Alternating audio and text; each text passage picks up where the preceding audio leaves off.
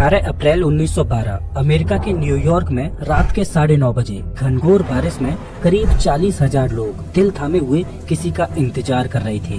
ये वो काली रात थी जब न्यूयॉर्क में दर्द का सैलाब आने वाला था। 3 दिन से ये लोग टकटकी लगाए एक जहाज का इंतजार कर रहे हैं जिसका नाम है कारपेथिया। कारपेथिया जहाज अपने साथ एक ऐसी दर्दनाक कहानी लेकर लौटा था जिसको सुनकर आज भी लोगों के दिल दहल जाते हैं। एक ऐसा जहाज जो कभी नहीं डूब सकता था, आरएमएस टाइटैनिक, जिसने सैकड़ों लोगों की जिंदगियां समुद्र के हवाले कर दी। और कारपेथिया जहाज पर मौजूद हैं वो चुनिंदा लोग जिन्होंने टाइटैनिक के रौद्र रूप को अपनी आंखों से देखा था। ये इतिहास की वो दिल दहला देने वाली घटना थी जिसको कोई भी इंसान भुला नहीं सकता। ये घटना अपने पीछे कई रहस्यों को छोड़कर 10 अप्रैल 1912 को जब टाइटैनिक ब्रिटेन के साउथहैम्पटन से न्यूयॉर्क जाने के लिए अपनी पहली यात्रा के लिए तैयार था, तब वहाँ पर एक अलग ही माहौल था, क्योंकि लोगों ने टाइटैनिक के बारे में इतना सुन रखा था कि वो टाइटैनिक की विशालता और उसकी सुंदरता को देखने के लिए उमड़ पड़े। ऐसा माना जाता है कि करीब 1 लाख से भी ज्यादा लोग टाइटैनिक की भव्यता को देखने के लिए आए थे। और इतनी भीड़ टाइटैनिक को देखने क्यों न आती, क्योंकि टाइटैनिक था ही इतना भव्य। ये जहाज 269 मीटर लंबा था और इसकी ऊंचाई करीब 53 मीटर थी, जो कि एक 8 मंजिला ऊंची इमारत से भी ज्यादा ऊंचा था। ये जहाज बाहर से देखने में जितना भव्य लगता था उससे ज्यादा आलीशान तो ये अंदर से था। ये इतना लग्जूरियस जहाज था कि इसमें 2 बड़े-बड़े ground stairs, heated swimming pool, gym, 4 restaurant, library, Turkish bath, electric bath और बार्बर शॉप इत्यादि थे। ऐसा मानो कि टाइटैनिक एक चलता फिरता लग्जूरियस होटल था जिसमें हर तरह की सुविधा मौजूद थी। टाइटैनिक लग्जरी के मामले में तो खास था ही, लेकिन एक और बात टाइटैनिक को खास बनाती, वो थी टाइटैनिक की सेफ्टी। ये उस समय दुनिया का सबसे बड़ा, सेफ और मजबूत जहाज था। टाइटैनिक को इस तरह से बनाया गया था कि इसका दूसरा नाम ही अनसिंकेबल था, मतलब कभी न डूबने वाला जहाज। और देखा जाए तो टाइटैनिक था भी एक ऐसा जहाज जो कभी नहीं डूब सकता था, क्योंकि इसको बनाया ही कुछ इस तरह से गया था, क्योंकि इसमें डबल बॉटम हल का इस्तेमाल किया गया था। दरअसल हल जहाज के इस बाहरी आवरण को बोला जाता है जो जहाज को मजबूती देता है। ये स्टील का बना एक मजबूत स्ट्रक्चर होता है। इसे आप जहाज की रीढ़ की हड्डी भी बोल सकते हो। ये जहाज की मेन बॉडी होता है। टाइटैनिक का ये हल वैसे तो मजबूत था ही, लेकिन इसे और ज्यादा सेफ बनाने के लिए टाइटैनिक के इस निचले वाले हिस्से यानी बॉटम में डबल हल का इस्तेमाल किया गया था। दरअसल समुद्र में कोई शिप चलती है तो उसका ज्यादातर इस निचले वाले हिस्से में किसी अंदरूनी चट्टान या अन्य चीजों से टकराने का डर रहता है। तो टाइटैनिक का डबल बॉटम हल होने की वजह से अगर इसका निचला वाला हल किसी इम्पैक्ट में टूट भी जाए तो दूसरा हल टाइटैनिक को सुरक्षित रखेगा और इसे डूबने से बचा लेगा। और टाइटैनिक का दूसरा सेफ्टी फीचर इसे और ज्यादा सेफ बना देता है। दरअसल टाइटैनिक को 16 वाटर टाइट कंपार्टमेंट्स में डिवाइड किया गया था। दरअसल जहाज का ये निचला वाला भाग शिप का मेन पोर्शन होता है जो पानी के अंदर चलता है। अब अगर मानकर चलो कि जहाज के इस वाले हिस्से में कहीं पर भी कोई छेद हो जाए तो धीरे धीरे जहाज के अंदर पानी भरने लगेगा और कुछ समय बाद जहाज पानी के अंदर डूब जाएगा। लेकिन टाइटैनिक के इस निचले हिस्से को 16 वाटर टाइट कंपार्टमेंट्स में बांटा गया था। इससे फायदा ये होने वाला था कि अगर बाई चांस जहाज साइड से किसी चट्टान से टकराता है और उसमें लीकेज होता है तो जहाज का जो कंपार्टमेंट क्षतिग्रस्त हुआ है केवल उसी में पानी भरेगा और बाकी के कंपार्टमेंट्स में पानी फ्लो नहीं करेगा, जिससे जहाज डूबने से बच जाएगा। और टाइटैनिक इतना बड़ा जहाज था कि अगर इसके 16 में से 4 कंपार्टमेंट्स में भी पानी भर जाए तो भी ये डूबने वाला नहीं था। और ऐसा होना एक असंभव सी बात थी कि इसके एक साथ 4 से ज्यादा कंपार्टमेंट्स डैमेज हो जाएं, क्योंकि ये कंपार्टमेंट्स बहुत बड़े बड़े थे। तो भला कोई चट्टान भी इस जहाज को कैसे डुबो सकती थी। इसी वजह से इस जहाज को कभी न डूबने वाला जहाज यानी अनसिंकेबल बोला जाता था। टाइटैनिक को व्हाइट स्टार लाइन कंपनी ने करीब 3 सालों में बनाकर तैयार किया था। 2 अप्रैल 1912 को टाइटैनिक जहाज बनकर तैयार हो चुका था और इसके कुछ दिन बाद यानी 10 अप्रैल 1912 को इसे अपनी पहली यात्रा के लिए तैयार किया जाता है। इस जहाज में उस जमाने के बड़े बड़े लोग बैठे थे। इसमें कुछ ऐसे प्रवासी भी थे जो अमेरिका जाकर एक नए जीवन की शुरुआत करने वाले थे। इस जहाज के कप्तान थे 62 साल के एडवर्ड जॉन स्मिथ, जो कि एक अनुभवी कप्तान थे। ऐसा माना जाता है कि ये इनका आखिरी सफर था। इसके बाद ये रिटायरमेंट लेने वाले थे। इस जहाज पर करीब 2240 पैसेंजर्स और क्रू मेंबर्स थे।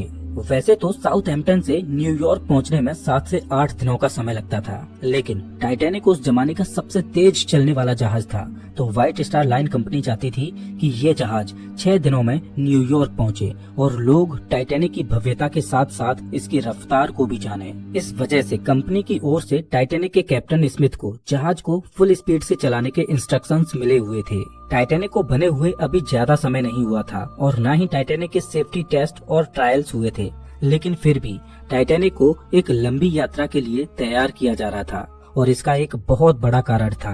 दरअसल व्हाइट स्टार लाइन कंपनी की एक और शिप थी, ओलंपिक, जो देखने में तो टाइटैनिक की तरह ही थी, लेकिन वो इससे थोड़ी छोटी थी। इस वजह से ओलंपिक शिप को टाइटैनिक की बहन बोला जाता था। मार्च 1912 को ओलंपिक शिप में खराबी आ गई थी। इस वजह से ओलंपिक इमरजेंसी में बंदरगाह पर रिपेयर होने के लिए आई। अब ये शिप इतनी बड़ी होती है कि इनको रिपेयर होने में कई महीनों का समय लग जाता है, तो इस वजह से व्हाइट स्टार लाइन कंपनी का बिजनेस इन महीनों में बंद पड़ जाता। तो कंपनी ने अपने बिजनेस को जारी रखने के लिए अगले ही महीने यानी अप्रैल में अपनी नई शिप टाइटैनिक को लॉन्च करने का फैसला किया। अब क्योंकि ये टाइटैनिक की पहली यात्रा थी, जिस वजह से टाइटैनिक के क्रू में कुछ अनुभवी लोगों का होना भी जरूरी था। इस वजह से टाइटैनिक के कुछ क्रू मेंबर्स को हटाकर ओलंपिक के कुछ क्रू मेंबर्स को टाइटैनिक के क्रू में शामिल किया गया। टाइटैनिक का एक ऑफिसर था डेविड ब्लेयर, इसको हटाकर इसकी जगह पर ओलंपिक के एक ऑफिसर को इसकी जगह पर ड्यूटी पर नियुक्त किया गया। तो डेविड ब्लेयर जब शिप को छोड़कर अपने घर जा रहा था, तो वो गलती से अपने लॉकर की चाबी को भी अपने साथ ले आया और दुर्भाग्य से टाइटैनिक पर मौजूद इकलौता दूरबीन भी उसी लॉकर में बंद था। डेविड ब्लेयर के द्वारा की गई ये छोटी सी गलती आगे चलकर टाइटैनिक को डुबो देती है। आखिर वो घड़ी आ ही गई जब 10 अप्रैल 1912 को टाइटैनिक अपने पहले ऐतिहासिक सफर पर रवाना होता है। कैप्टन स्मिथ भली भांति जानते थे कि साल के इन महीनों में समुद्र में बहुत ज्यादा आइसबर्ग मिलते हैं। इस वजह से उन्होंने खतरे को भांपते हुए नॉर्दर्न रूट के सीधे रास्ते को छोड़ते हुए साउदर्न रूट के इस थोड़े लंबे रास्ते को चुना। दरअसल आइसबर्ग समुद्र में मौजूद छोटे छोटे बर्फ के पहाड़ होते हैं। ये बर्फ के पहाड़ ग्लेशियर से टूटकर समुद्र की लहरों के साथ बीच समंदर में आ जाते हैं। आप इस मैप को देखिए, इसमें ग्रीनलैंड से बर्फ के ये छोटे छोटे पहाड़ टूटकर इस रास्ते के द्वारा अटलांटिक ओशियन में पहुंचते हैं। तो ये वाला जो रीजन है, इसमें अप्रैल के महीने में बहुत ज्यादा आइसबर्ग टूटकर आते हैं। लेकिन अच्छी बात ये है कि इन आइसबर्ग को अटलांटिक ओशियन में पहुंचते पहुंचते करीब 2 साल लग जाते हैं और अटलांटिक ओशियन तक पहुंचते पहुंचते वो आइसबर्ग पिघलकर समुद्र के पानी में विलीन हो जाते हैं। जो आइसबर्ग बहुत ज्यादा बड़ा होता है वही अटलांटिक ओशियन के बीच में आ पाता है। तो कैप्टन स्मिथ ने आइसबर्ग के खतरे को टालने के लिए इस रास्ते के बजाय इससे थोड़े दूर के रास्ते को चुना, जहाँ पर आइसबर्ग मिलने के चांसेस बहुत कम हों। ये वो समय था जब जहाज में आइसबर्ग इत्यादि को देखने के लिए ज्यादा कोई खास टेक्नोलॉजी नहीं होती थी। इस वजह से जहाज के सामने थोड़ी ऊंचाई पर यहाँ पर एक क्रूज नेस्ट होता है। इसे लुकआउट पॉइंट भी बोला जाता है। इस क्रूज नेस्ट में हमेशा 1 से 2 लोग दूरबीन लेकर बैठे रहते हैं, जो दूर तक सामने देखते रहते हैं कि जहाज के सामने कोई अड़चन तो नहीं है जिससे जहाज टकरा जाए। और जब ये जहाज पानी में चलते तो ये सभी जहाज वायरलेस रेडियो के जरिए एक दूसरे को संदेश भेजते रहते कि कौन सी जगह पर क्या अड़चन है। जब टाइटैनिक आधे रास्ते पर पहुंच चुका था, तब इसको कोरोनिया शिप से आइसबर्ग होने की पहली चेतावनी मिलती है। ये आइसबर्ग अभी टाइटैनिक से 1 दिन की दूरी पर था। टाइटैनिक पर सीनियर ऑफिसर जैक फिलिप्स इस वायरलेस रेडियो सिस्टम को ऑपरेट कर रहे थे और दूसरे जहाजों के साथ संपर्क में बने हुए थे। 14 अप्रैल को दोपहर में टाइटैनिक को आइसबर्ग के होने की दूसरी चेतावनी मिलती है। वायरलेस ऑपरेटर जैक फिलिप्स इन चेतावनियों के बारे में जहाज के कप्तान को आगाह करते हैं। टाइटैनिक के इस पहले सफर पर टाइटैनिक का मालिक जोसेफ ब्रूस भी था। जब कैप्टन स्मिथ ने जहाज के मालिक ब्रूस इसमे को आइसबर्ग की मिलने वाली चेतावनियों के बारे में बताया, तो ब्रूस इसमे ने इन चेतावनियों को नजरअंदाज कर दिया, क्योंकि उसका मानना था कि समुद्र में आइसबर्ग मिलना एक आम बात है और जिस जहाज में वो बैठे हैं वो एक मजबूत और कभी न डूबने वाला जहाज है। और ब्रूस इसमें नहीं चाहता था कि इन चेतावनियों की वजह से जहाज की स्पीड कम हो और जहाज अपने निर्धारित समय से लेट पहुंचे। इसके बाद टाइटैनिक को आइसबर्ग की 5 बार और चेतावनियां मिलती हैं और टाइटैनिक को जो आखिरी चेतावनी मिली वो एसएस कैलिफोर्नियन जहाज से मिलती है। रात हो चुकी थी और दुर्भाग्य से आज आसमान में चांद भी नहीं निकला था, जिस वजह से विजिबिलिटी बहुत कम थी और क्रोज नेस्ट में बैठे लोगों के पास दूरबीन भी नहीं था, जिससे वो दूर से ही सामने आने वाली अड़चन को देख पाए। टाइटैनिक अपनी फुल स्पीड 40 किलोमीटर प्रति घंटे की रफ्तार से चल रहा था और आइसबर्ग से टाइटैनिक अभी 2 घंटे की दूरी पर था। घनघोर अंधेरे में समुद्र के पानी को तेजी से चीरते हुए टाइटैनिक आगे बढ़ता ही चला जा रहा था, बिना इस बात की परवाह किए कि जिस रास्ते में अभी वो चल रहा है उसके सामने एक बहुत बड़ी बर्फ की चट्टान मौजूद है। रात के 11:30 बज चुके थे और अब टाइटैनिक आइसबर्ग से महज 6 किलोमीटर दूर था और जिस रफ्तार से टाइटैनिक चल रहा था उस रफ्तार से ये अगले 10 मिनटों में आइसबर्ग के पास पहुंचने वाला था। टाइटैनिक के क्रूज नेस्ट में 2 बहादुर लोग फ्रेडरिक फ्लीट और रेजिनाल्ड ली, ये दोनों कड़कड़ाती ठंडी और रात के काले अंधेरे में टकटकी लगाए जहाज के सामने आने वाली अड़चनों को देख रहे थे। इन दोनों के लिए परेशानी ये थी कि जहाँ पर ये बैठे थे उन्हें वहाँ पर ठंडी हवा का सामना करना पड़ रहा था, जिस वजह से इनकी आंखों से आंसू निकल आते। इनके पास कोई दूरबीन भी नहीं था, जिस वजह से ये ज्यादा दूर की चीजों को देख भी नहीं पा रहे थे।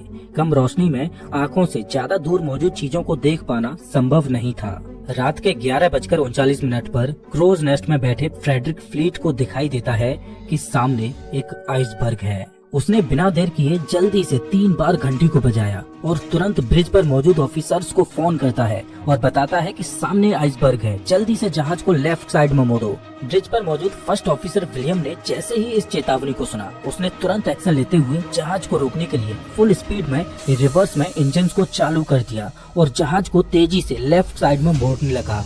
लेकिन अब बहुत देर हो चुकी थी। जहाज की रफ्तार इतनी ज्यादा थी कि इतने कम समय में रिवर्स इंजन चालू करने के बाद भी इसे रोका नहीं जा सकता था और जहाज इतना बड़ा था कि कम डिस्टेंस में एकदम इसको मोड़ा नहीं जा सकता था। काफी हद तक टाइटैनिक के रास्ते को मोड़ दिया गया, लेकिन फिर भी रात के 11:40 पर टाइटैनिक का आगे का राइट वाला हिस्सा बर्फ की चट्टान से टकरा जाता है।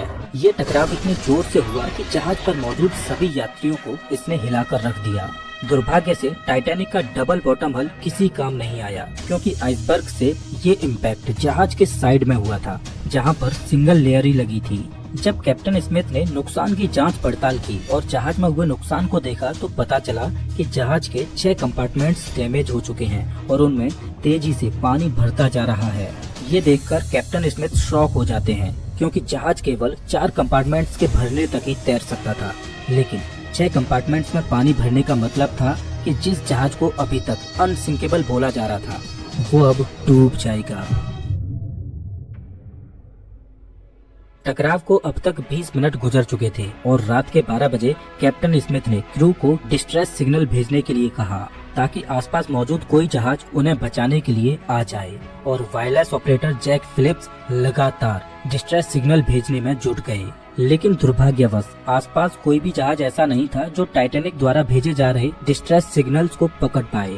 6 कंपार्टमेंट्स पानी से भर चुके थे और पानी अब डेक के ऊपर से बहने लगा। कैप्टन स्मिथ लाइफ बोट्स को समंदर में उतारने का आदेश देते हैं और सभी लाइफ बोट्स को बाहर निकाला जाने लगा। दुर्भाग्यवश उस समय टाइटैनिक पर केवल 20 ही लाइफ बोट्स मौजूद थीं और एक लाइफ बोट की क्षमता केवल 65 लोगों की ही थी। 20 लाइफ बोट्स के द्वारा केवल लगभग 1200 लोगों को ही बचाया जा सकता था और जहाज पर 2200 से ज्यादा लोग मौजूद थे। हड़बड़ी में शुरुआत में जो लाइफ बोट्स उतारी जा रही थीं, उनमें केवल 27 से 28 लोगों को ही भेजा जा रहा था और लाइफ बोट्स को केवल आधा ही भरा जा रहा था। प्रोटोकॉल ये था कि औरतों और बच्चों को पहले लाइफ बोट्स में भेजा जाएगा। जहाज पर अभी भी कुछ लोग ऐसे थे जो ये मान रहे थे कि ये जहाज कभी डूब ही नहीं सकता और वो एकदम रिलैक्स थे। इधर जैक फिलिप्स लगातार डिस्ट्रेस सिग्नल्स भेजे जा रहे थे और सौभाग्य से इनका डिस्ट्रेस सिग्नल पास में मौजूद एक जहाज कारपेथिया को मिलता है और 12:30 पर कारपेथिया जहाज से संदेश आता है कि वो टाइटैनिक पर मौजूद लोगों को बचाने आ रहे हैं। लेकिन बदकिस्मती ये थी कि कारपेथिया जहाज अभी भी टाइटैनिक से करीब 107 किलोमीटर दूर था और कारपेथिया अपनी फुल स्पीड पर भी चलता, तब भी कारपेथिया को टाइटैनिक तक पहुंचने में 4 घंटों का समय लगने वाला था। अब सवाल ये है कि क्या 4 घंटों तक टाइटैनिक सरवाइव कर पाएगा? जैसे जैसे टाइटैनिक के आगे के हिस्से में पानी भरता जा रहा था, वैसे वैसे जहाज आगे की ओर झुकता जा रहा था और पानी में धंसता चला जा रहा था। जब टाइटैनिक का टिल्ट बढ़ने लगा तो लोगों में अफरा तफरी मच गई। अब सबको समझ आ चुका था कि टाइटैनिक अब डूब जाएगा और सब लोग अपनी अपनी जान बचाने के लिए लाइफ बोट्स में चढ़ने के लिए अपनी अपनी जगह बनाने की कोशिश करने लगे। लाइफ बोट्स में फर्स्ट क्लास के लोगों को बचाने में ज्यादा प्रायोरिटी दी जा रही थी और 1:50 पर जब जहाज से आखिरी लाइफ बोट को उतारा गया, उसके बाद भी जहाज पर 1500 से ज्यादा लोग बचे थे। चारों ओर खौफ का माहौल था। जो लोग तैर सकते थे वो समुद्र के पानी में छलांग लगा रहे थे, लेकिन इस समय तो समुद्र भी बेरहमी दिखा रहा था। समुद्र का पानी -2 डिग्री सेल्सियस तक ठंडा था। इतने ठंडे पानी में कोई भी व्यक्ति ज्यादा से ज्यादा 15 से 30 मिनट तक ही जिंदा रह सकता था। कुछ लोगों ने तो मौत को स्वीकार कर लिया और वो मौत को गले लगाने के लिए तैयार थे। लेकिन इधर जहाज के क्रू मेंबर्स अभी भी मदद की आश में डिस्ट्रेस सिग्नल्स भेजे जा रहे थे। आसमान में फ्लेयर्स चला रहे थे ताकि आसपास मौजूद किसी जहाज का ध्यान उनकी ओर जाए और वो उनको बचा लें, लेकिन कोई भी जहाज उनको बचाने के लिए नहीं आता। टाइटैनिक में पानी के भरने की रफ्तार बढ़ती जा रही थी और टाइटैनिक बहुत तेजी से डूबने लगा। टाइटैनिक का आगे का भाग पूरी तरह से पानी के अंदर घुस चुका था और पिछला वाला हिस्सा पानी के ऊपर उठने लगा। अब जहाज के कप्तान स्मिथ ने अपने क्रू को भी बोल दिया कि अपनी अपनी जान बचाओ, लेकिन जैक फिलिप्स अभी भी अपनी जान की परवाह किए बगैर डिस्ट्रेस सिग्नल्स भेजने में जुटे हुए थे। जब तक जहाज पर इलेक्ट्रिसिटी थी तब तक फिलिप्स उनकी मदद करने आ रही इकलौती शिप कारपेथिया से संपर्क बनाए हुए थे। कैप्टन स्मिथ ने अपने जहाज को ना छोड़ने का फैसला किया। जब जहाज का आगे का भाग पूरी तरह से पानी के अंदर घुस चुका था तो शॉर्ट सर्किट की वजह से जहाज पर अंधेरा छा गया। अटलांटिक ओशियन लोगों की चीखों से गूंज रहा था। जहाज का पिछला भाग पूरी तरह से हवा में खड़ा था और दबाव इतना ज्यादा बढ़ गया कि टाइटैनिक 2 भागों में टूट गया और रात के 2:20 पर RMS टाइटैनिक देखते ही देखते अटलांटिक महासागर की गोद में समा गया।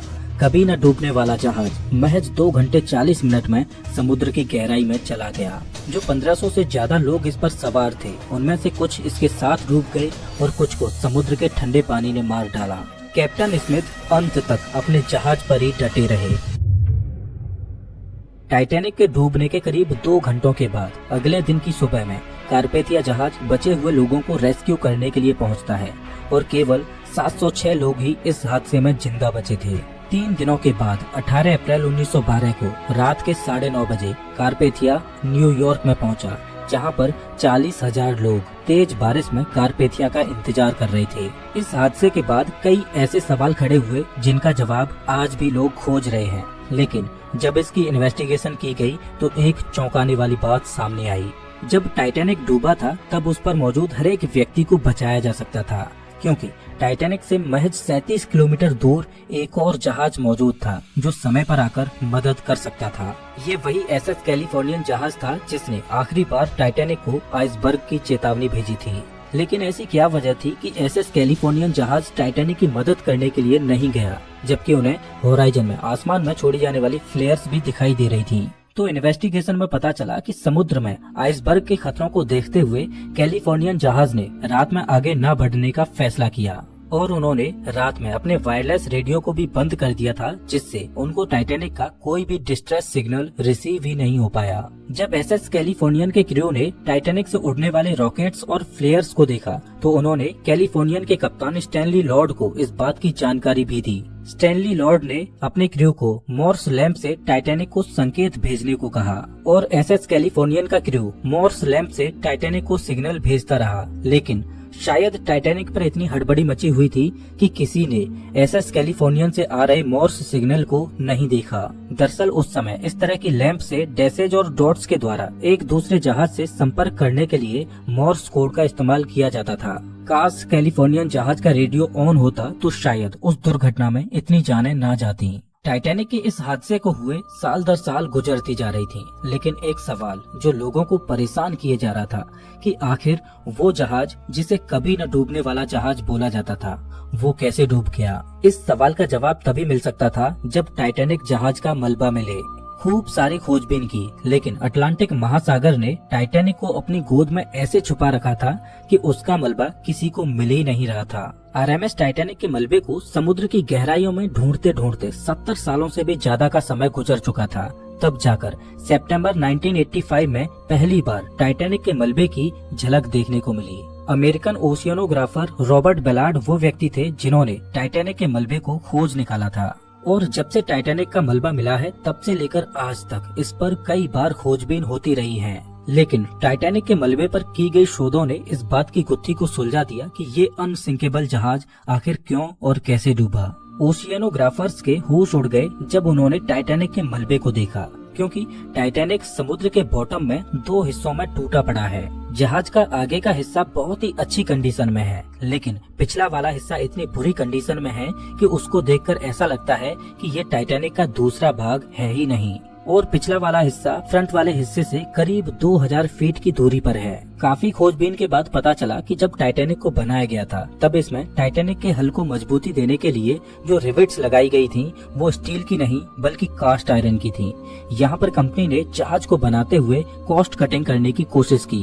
अब चूंकि कास्ट आयरन स्टील से नरम होता है, इस वजह से जिस जगह पर आइसबर्ग टाइटैनिक की बॉडी से टकराया उस जगह के रिवेट्स प्रेशर पड़ने की वजह से खुल गए और आपस में जुड़ी प्लेट्स अपनी जगह से खिसक गयी, जहाँ से पानी को अंदर घुसने का रास्ता मिल गया। आज टाइटैनिक का मलबा समुद्र की गहराइयों में वातावरण से लड़ाई लड़ते हुए अपने अस्तित्व को खोता जा रहा है और ऐसा माना जाता है कि आने वाले कुछ सालों में समुद्र से टाइटैनिक के ये निशान भी गायब हो जाएंगे। टाइटैनिक की ये घटना सच में एक दिल दहला देने वाली घटना थी, लेकिन टाइटैनिक के डूबने के करीब 60 साल बाद एंडीज की पहाड़ियों में ऐसी ही एक दिल दहला देने वाली घटना घटी, जिसमें जमीन से हजारों फीट ऊपर एक वीरान पहाड़ी पर प्लेन क्रैश होता है और उस क्रैश में जो लोग बच गए थे उनके पास -30 डिग्री सेल्सियस के तापमान में न खाना था न ठंड से बचने का कोई जरिया। जिंदा रहने के लिए उन्हें अपने ही परिवारजनों की डेड बॉडीज को खाना पड़ा। वास्तव में फ्लाइट 571 की कहानी दिल को दहला देती है। फ्लाइट 571 की कहानी को आप स्क्रीन पर दिख रही इस वीडियो में देख सकते हो। मैं आपको वही मिलता हूँ।